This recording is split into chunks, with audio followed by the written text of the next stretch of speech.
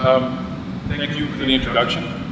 The research project that we're working on is a recognition that you cannot solve health leadership problems from a single perspective.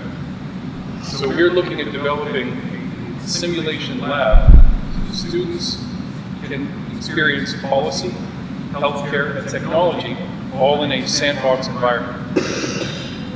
What we mean by that is that in actually working through some of the problems in our research separate from this project, we have found that there's a number of challenges that students will never face in the classroom environment. At least it's quite limited. So the objective, you may not know this, but Ontario has 14 different local health integration networks. And so if you go from location to location, it's hard enough to get your information between your family doctor and the hospital, but if you go to another region, that information is not available at all.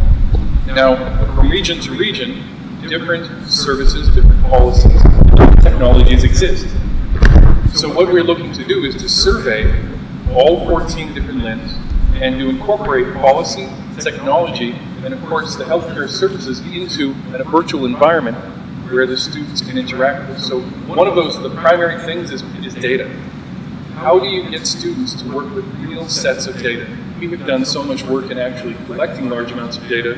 There's no way they would have time to do that in a course. We can bring online value, online databases, or de-identified local databases. We can give students the ability to work with very large sets of data. So how that works into health leadership is the expectation that in the future, students should have an awareness of all different facets. My background's engineering. I come at most things from a technological perspective, but I learned quite quickly that's only one piece of the puzzle. And we want our students to be able to be more aware, more broadly aware of those problems. So that's what I see, that's what our research project is, to develop a simulation platform.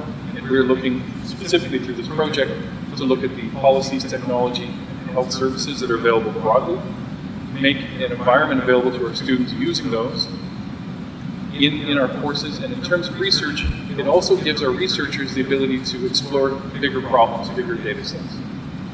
Well, what we've found is that the policies related to security and privacy of data, they have spawned technological silos.